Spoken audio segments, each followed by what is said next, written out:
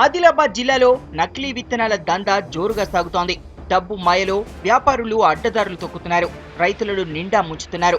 ప్రభుత్వ ఆమోదం లేని విత్తనాలను తెచ్చి రైతులకు అంటగడుతున్నారు. బీటీ పత్తి విత్తనాలను గుట్టు చప్పుడు కాకుండా సేల్ చేస్తూ లక్షలు సంపాదిస్తున్నారు వ్యాపారస్తులు. మార్కెట్లో అమ్మే ఏ విత్తనాలకైనా ప్రభుత్వ అనుమతి తప్పనిసరి.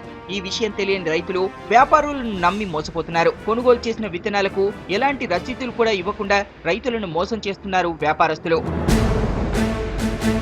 దీంతో నష్టపోయిన రైతులు నష్టపరిహారానికి కూడా నోచుకోవడం లేదు. జిల్లాలో రైతులు ఎక్కువగా పత్తిని సాగు చేస్తారు. ఇక్కడి భూములకు అనువైన 27 కంపెనీలకు అనుమతినిచ్చింది సర్కార్. ఈ కంపెనీలకు చెందిన 20 లక్షల పత్తి సంచులు అందుబాటులో ఉన్నాయి. అయితే వీటికన్నా ఎక్కువగా నకిలీ విత్తనాలు మార్కెట్లో హల్చల్ చేస్తున్నాయి. విత్తనాల ధర 930 రూపాయలుండగా అంతకంటే తక్కువ రేటుకే నకిలీవి అంటగడుతున్నారు. ప్రముఖ కంపెనీల కవర్లలో ప్యాక్ చేసి అమ్మేస్తున్నారు. ఏటా ఇదే తంతు జరుగుతున్నా ముందు జాగ్రత్త చర్యలు తీసుకోవడం లేదు అధికారులు. జిల్లా కేంద్రంతో పాటు బైంసా, మంచిర్యాల, ఆసిఫాబాద్, కాగజ్ నగర్ ప్రాంతాల్లో నకిలీ దందా జోరుగా సాగుతోంది. నకిలీ విత్తనాల అమ్మకాల్లో లాభం ఎక్కువ రావడంతో వాటినే ఎక్కువగా రైతులకు అంటగడుతున్నారు వ్యాపారులు.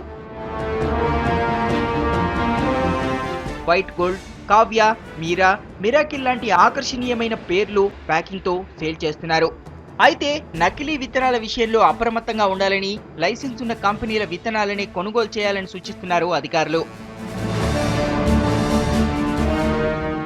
నకిలీ విత్తనాలతో మోసం చేస్తున్న దళారీలు, వ్యాపారులపై అధికారులు కఠిన చర్యలు తీసుకోవాలని కోరుతున్నారు అన్నదాతలు.